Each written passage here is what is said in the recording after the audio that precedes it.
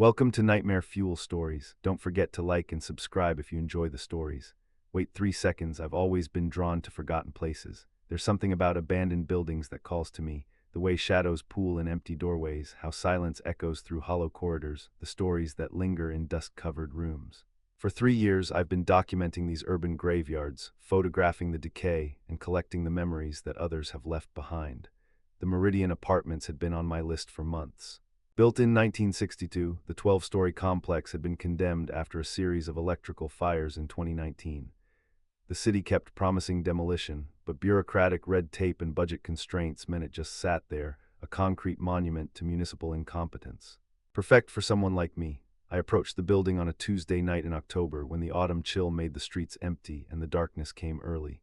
The Meridian loomed against the cloudy sky, its broken windows like dead eyes staring down at the cracked sidewalk. Most of the ground floor openings had been boarded up, but I'd done my research. There was a service entrance on the east side where the plywood had warped away from the frame, leaving just enough space for someone my size to squeeze through. The smell hit me immediately, that familiar cocktail of mold, stale air, and something else I couldn't quite identify. Something organic and unpleasant that made my stomach turn. I pulled my respirator mask up over my nose and switched on my headlamp, the lead beam cutting through the darkness of what had once been a maintenance corridor. Water damage had buckled the linoleum floors, and black mold crept up the walls like spreading cancer. My footsteps echoed strangely in the narrow space, each sound seeming to multiply and bounce back at me from unexpected angles. I made my way toward the main lobby, camera ready. The lobby was a testament to hasty evacuation. Furniture sat covered in white sheets like ghosts, and the reception desk was littered with papers and personal items that people had simply walked away from. A calendar on the wall was still turned to March 2019. I took several shots, the camera flash illuminating corners that my headlamp couldn't reach. That's when I noticed the footprints. They were faint but unmistakable in the dust that coated everything, a trail of bare footprints leading from the lobby toward the stairwell. My first thought was that another urban explorer had been here recently, though going barefoot in a place like this seemed incredibly stupid. The prints were small, maybe a woman's size 6, and they looked fresh. I followed them to the stairwell door, which stood slightly ajar. The footprints continued up the concrete steps, disappearing into the darkness above. I hesitated, my hand on the door frame. Something about those prints bothered me. They were too clean, too perfect. Most abandoned buildings accumulate layers of different disturbances over time. Animal tracks, homeless camps, other explorers, security guards.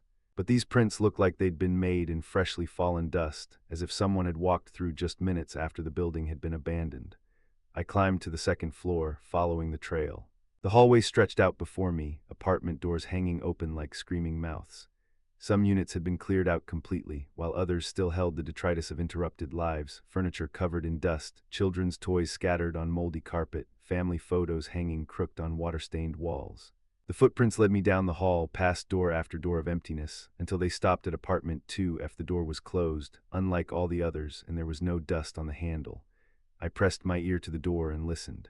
Nothing but the building's ambient sounds, settling beams whined through broken windows, the distant drip of water somewhere in the walls. But underneath it all, I thought I heard something else. A soft sound, rhythmic and barely audible. Like breathing, my rational mind kicked in.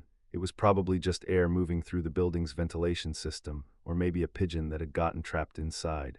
I'd encountered plenty of wildlife in these places before. But my hand shook slightly as I turned the handle. The door swung open to reveal what looked like a perfectly normal, lived-in apartment. I stood frozen in the doorway, trying to process what I was seeing. The living room was clean and furnished with modern pieces that looked like they'd been delivered yesterday. A flat-screen TV hung on the wall, and I could see the standby light glowing red in the darkness. Magazines were fanned out neatly on the coffee table. A half-empty glass of water sat on an end table, condensation still beating on its surface. This was impossible. The building had been without power for 4 years. There was no gas, no water, no electricity, yet here was an apartment that looked like someone had just stepped out to grab groceries. I took a tentative step inside, my headlamp beam sweeping across the room. Everything was wrong. The air smelled fresh, with a hint of vanilla candles. The carpet was clean and recently vacuumed. A throw blanket was draped casually over the back of the couch, as if someone had been using it moments before. "Hello," I called out softly, feeling foolish. "Is someone here?" Silence answered me, but it felt different from the empty silence of the rest of the building. This felt like the silence of someone holding their breath. I moved deeper into the apartment, photographing everything. The kitchen was spotless, with dishes in the drying rack and a coffee maker that showed the time in glowing green numbers, 11:47 p.m. The refrigerator hummed quietly, and when I opened it, cool air spilled out along with the smell of fresh food. Milk, eggs, leftovers in Tupperware containers, everything you'd expect in a normal person's fridge. The bathroom was equally impossible. Clean towels hung on the rack, and the medicine cabinet was stocked with toiletries and prescription bottles. I picked up one of the pill bottles and read the label. Sarah Chen, 1247 Meridian Ave, apartment 2F. The prescription was dated last week. My hands were shaking now as I made my way toward the bedroom. The door was cracked open, and I could see the foot of a made bed through the gap. I pushed the door open slowly, expecting to find someone sleeping there, but the bed was empty. The covers were turned down on one side, and there was an indentation in the pillow as if someone had been lying there recently. That's when I heard it clearly, the sound of breathing that wasn't my own. It was coming from the closet. I stood perfectly still, listening to the slow, steady rhythm of inhalation and exhalation coming from behind the closed closet door. Every instinct I had screamed at me to run, to get out of this impossible apartment and never look back. But I was frozen, caught between terror and a morbid curiosity that had driven me into dozens of abandoned buildings over the years. "I know you're in there," I whispered, my voice barely audible even to myself. The breathing stopped. The silence that followed was absolute, pressing against my eardrums like water. I waited, counting my own heartbeats, until I couldn't stand it anymore. I reached for the closet door handle. The door swung open to reveal nothing but clothes hanging neatly on the rod. Women's clothes in small sizes, everything organized by color and type. I pushed the garments aside, looking for whoever had been hiding behind them, but found only the back wall of the closet. That's when I noticed the photographs. They were taped to the inside of the closet door, dozens of them, all showing the same thing from different angles and distances. Me, walking down the street outside my apartment, sitting in my car. Standing in the lobby of my building, entering other abandoned structures around the city. Some of the photos looked like they'd been taken months ago, while others were clearly more recent. The most recent one showed me squeezing through the service entrance of this very building, taken from somewhere inside the lobby. Someone had been watching me, following me, documenting my movements the same way I documented abandoned places. I stumbled backward, my mind reeling. How was this possible? How could someone be living in a condemned building with no utilities? How had they been following me without my knowledge, and where were they now? As if in answer to my thoughts, I heard the apartment door close with a soft click. I ran to the living room, but the door was indeed closed. When I tried the handle, it wouldn't turn. I was locked in. "Let me out," I shouted, pounding on the door. "What do you want?" The only answer was the sound of footsteps in the hallway outside, moving away from the door.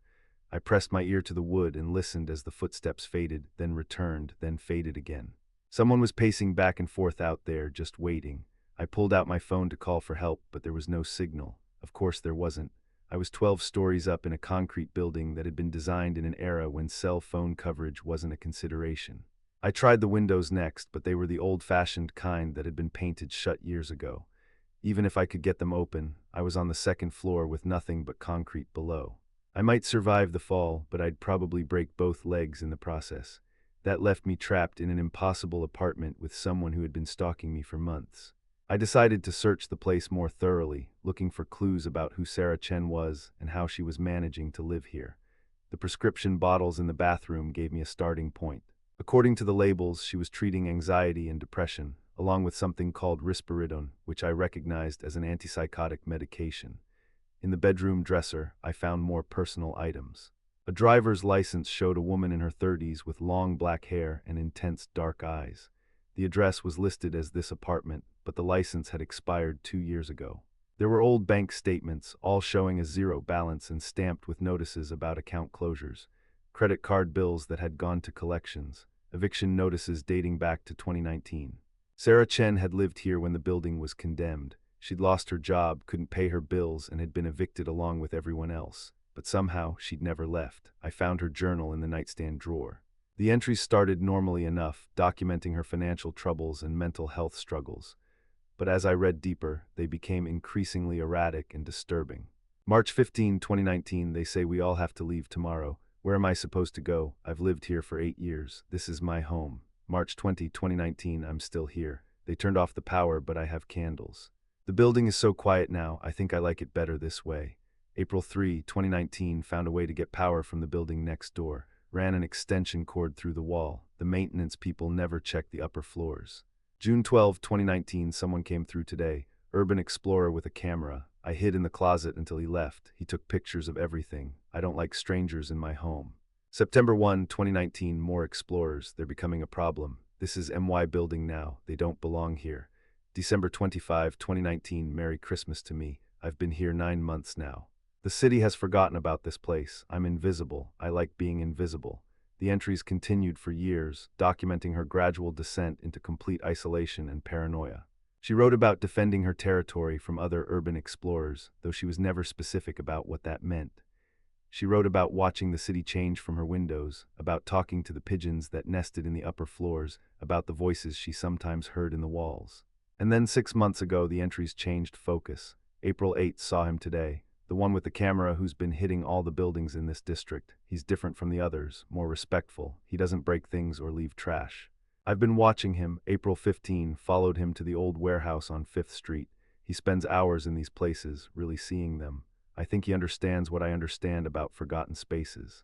May 2, I've been documenting him the way he documents buildings. He has patterns, routines. Every Tuesday and Friday night, always alone. He's as invisible as I am. May 20, I think we're meant to find each other. Two people who exist in the spaces between the normal world. I'm going to bring him home soon. The final entry was dated yesterday. October 14, tonight he comes to the Meridian. I've been leaving signs for him, breadcrumbs to lead him to me. The footprints were a nice touch. He'll understand that this place is alive, that it's been waiting for him. We can be invisible together. I closed the journal with shaking hands.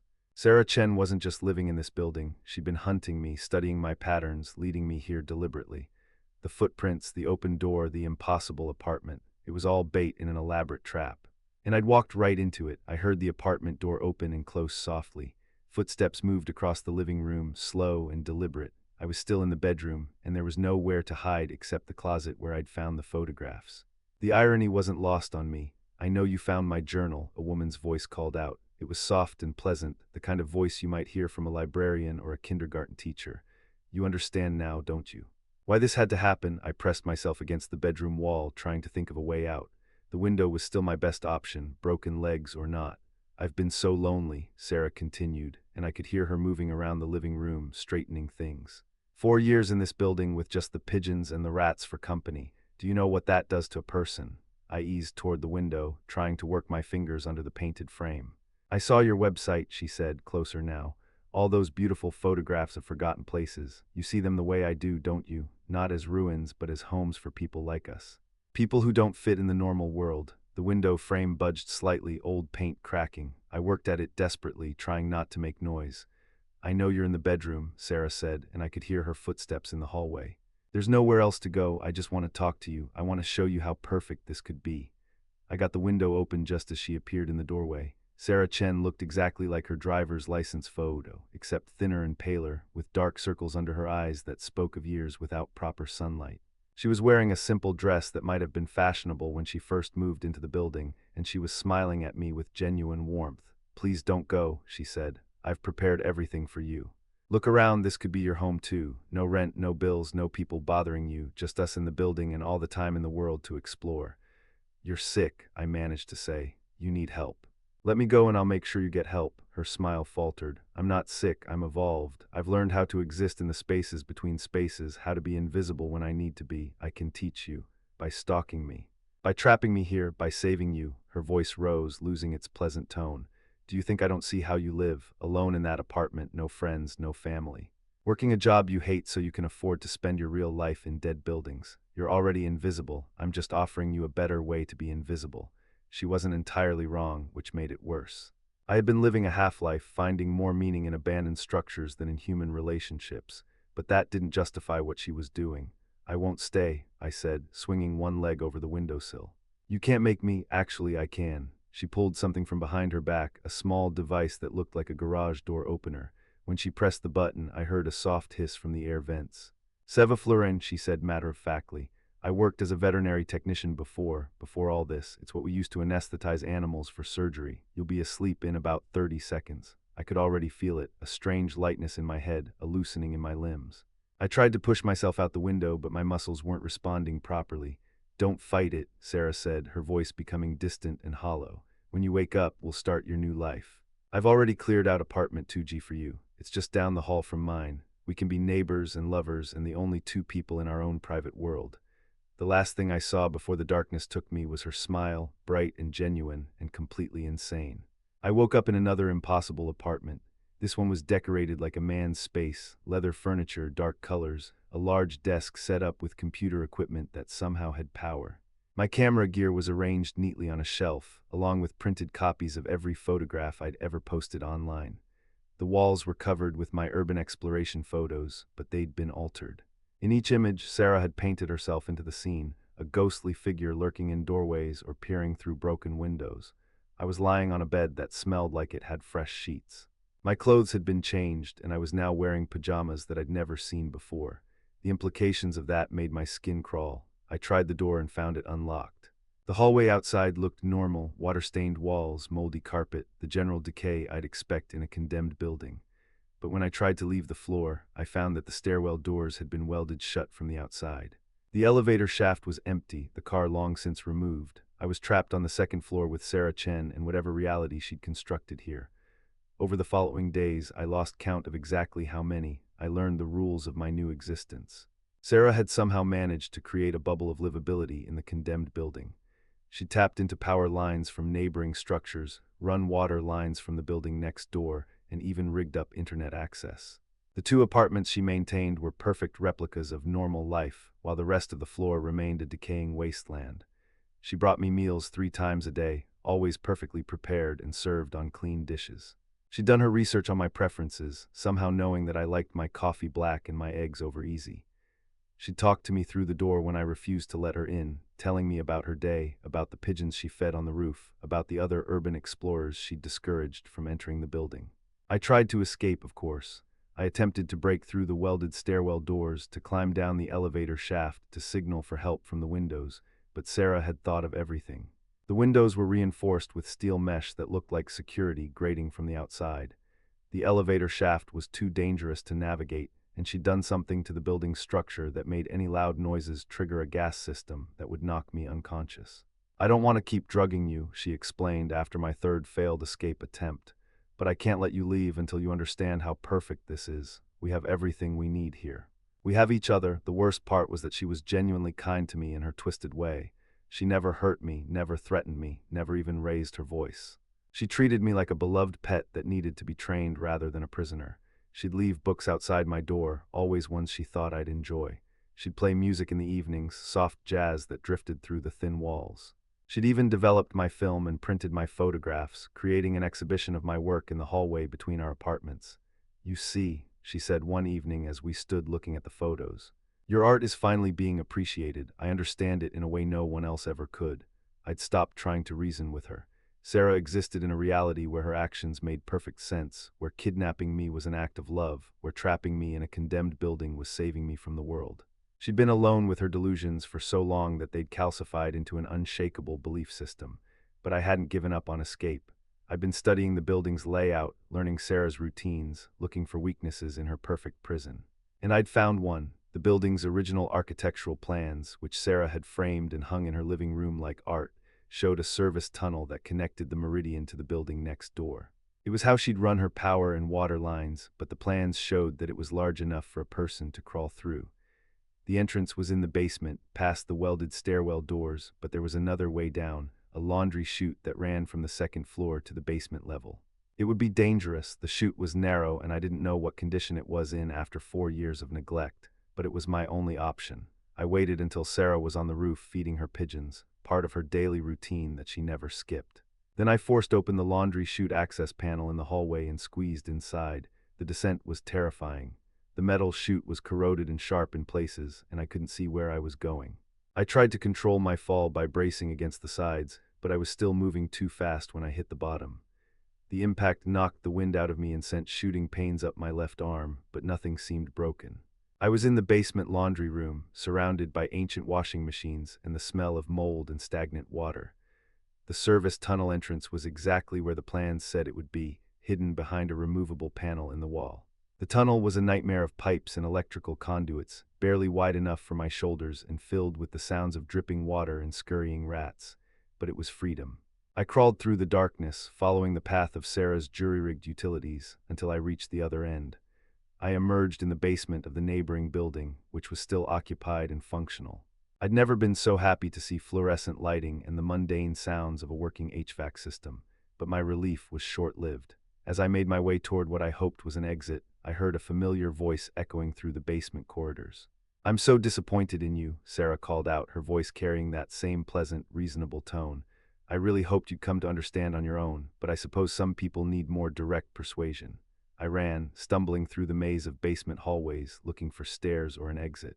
But every turn seemed to lead to another corridor, another dead end. The building was larger than I'd realized, and I was lost in its bowels with Sarah somewhere behind me. "Did you really think I hadn't planned for this?" she continued, her voice seeming to come from everywhere at once. "I've had 4 years to prepare, to think through every possibility. I know these buildings better than anyone. I found a stairwell and climbed, taking the steps two at a time. I had to get to street level, had to find people who could help me. But when I burst through the door marked ground floor, I found myself in another abandoned lobby, another dead building. That's when I understood the full scope of Sarah's madness. She hadn't just claimed the Meridian apartments. She'd somehow gained access to an entire block of condemned buildings, creating a network of connected spaces that she controlled completely. The occupied building I thought I'd escaped to was just another part of her domain, dressed up with fake lighting and recorded sounds to make me think I'd found safety. "Welcome to my neighborhood," Sarah said, stepping out of the shadows near the lobby entrance. She was holding a syringe now, and her pleasant smile had taken on a predatory edge. "I told you I'd learned how to exist in the spaces between spaces. This entire block is mine now. The city thinks these buildings are empty, but they're full of life, my life, our life." I backed away from her, but there was nowhere to go. Every door led deeper into her maze, every window was barred or boarded up. She'd spent years creating the perfect trap, and I'd walked into it as surely as I'd walked into that first impossible apartment. "The injection is just a mild sedative," she said, advancing slowly. "When you wake up, we'll start over. I'll be more patient this time, more understanding. Eventually, you'll see that this is where you belong." With me in the spaces the world forgot, I made one last desperate attempt to run, but my injured arm threw off my balance and I stumbled. Sarah was on me in an instant, the needle sliding into my neck with practiced precision. As the drug took hold, I found myself thinking about all the abandoned buildings I'd explored, all the forgotten spaces I'd documented. I'd always wondered what happened to the people who'd lived in those places, where they'd gone when the buildings died. Now I knew some of them never left. The last thing I saw before consciousness faded was Sarah's face, filled with genuine love and care and absolute madness. She stroked my hair as the world went dark, whispering words of comfort and promises of the life we'd build together in her kingdom of forgotten spaces. I've been here for 3 months now, though time moves strangely in Sarah's world. She's given me more freedom as I've stopped trying to escape, allowing me to explore the network of buildings she's claimed. It's impressive in a horrifying way. She's created a functioning city within the condemned block, complete with living spaces, workshops, even a small garden on one of the rooftops where she grows vegetables. She talks about expanding, about claiming more buildings as the city condemns them. She has plans, detailed architectural drawings showing how she could connect entire neighborhoods through basements and service tunnels. A subterranean world for the invisible people, the forgotten ones, the urban explorers who have lost their way. I've stopped fighting her, not because I've accepted my situation, but because I've realized something that Sarah doesn't know, something that gives me hope. She's not as invisible as she thinks she is. I've been documenting everything, her routines, her building modifications, the layout of her underground kingdom. And I've been leaving signs, subtle markers that only another urban explorer would recognize. Chalk symbols on walls, strategic placement of objects, patterns that spell out messages for anyone who knows how to read them. Because Sarah made one crucial mistake in her planning. She assumed that no one would come looking for me, that my disappearance would go unnoticed like her own. But she's wrong. I have a community, small as it is. Other photographers, other explorers who know my patterns and my favorite locations. They'll notice when I stop posting new content, when I don't show up for the monthly meetup at the coffee shop downtown. They'll start checking the places I'm known to frequent, and when they do, they'll find my messages. They'll understand that the Meridian Apartments isn't as empty as it appears. They'll know to look deeper, to search the spaces between spaces. Sarah thinks she's saved me, brought me into her perfect, invisible world. But what she's really done is ensured that her kingdom of shadows will finally see the light. I just have to survive long enough for rescue to arrive. In the meantime, I document everything. Every room, every corridor, every evidence of Sarah's 4-year occupation. When this is over, and it will be over, the world will know the truth about the spaces we abandon, the people we forget, and the madness that can flourish in the darkness between the cracks of civilization. Sarah was right about one thing, though. There is something seductive about existing in forgotten places, about being invisible to the world above. Sometimes, in the quiet moments between her visits, I find myself wondering what it would be like to simply accept this life, to embrace the isolation, and let the outside world fade away completely. But then I remember the photographs on her closet door, the months of stalking, the syringe full of sedatives. This isn't salvation, it's a beautiful, terrible trap designed by someone who's forgotten the difference between love and possession, between sanctuary and prison. The footsteps in the hallway tell me Sarah is coming for our evening meal together.